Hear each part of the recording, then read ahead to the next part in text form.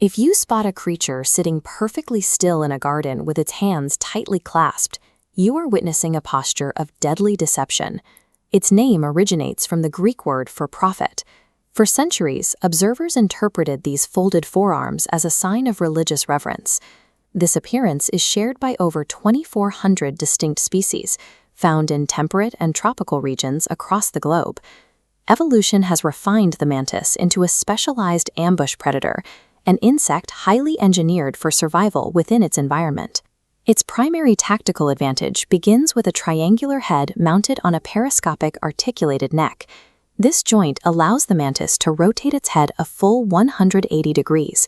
This extreme mobility is unique in the insect world.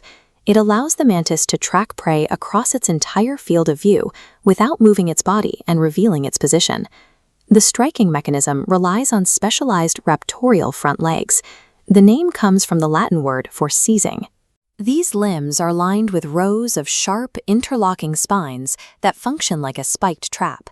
They are designed to snatch and skewer targets in a fraction of a second. This physical weaponry is paired with a sophisticated visual processing system to determine the exact moment to strike. The mantis processes its surroundings using a sophisticated array of 5 distinct eyes. In the center of its head sit 3 smaller eyes called ocelli. These detect subtle changes in light and help it orient toward the sun. On the sides of the head are 2 massive compound eyes. Their lateral placement provides the mantis with a panoramic view, allowing it to detect movement up to 50 feet away during the day.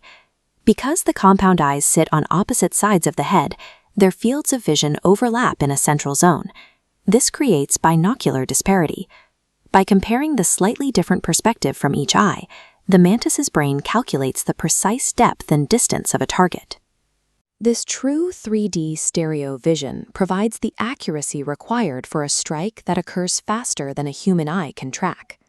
To close the distance to its prey, the mantis utilizes physiological color changes.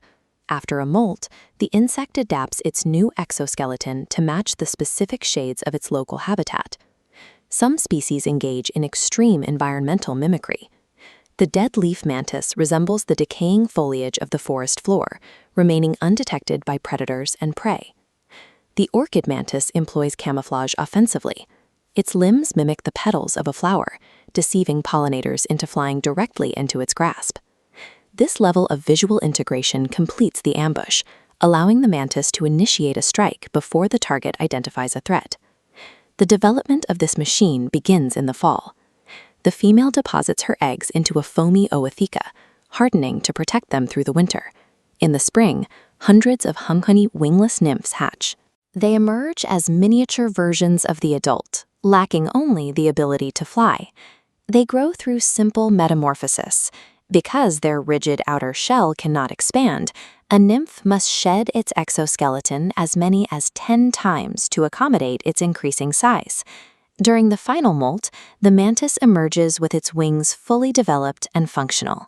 This growth process is highly competitive. In environments with limited food, mantises will cannibalize their siblings, ensuring only the most capable hunters reach maturity.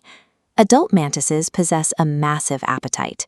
While smaller nymphs focus on aphids, a mature adult will target almost any live creature it can subdue.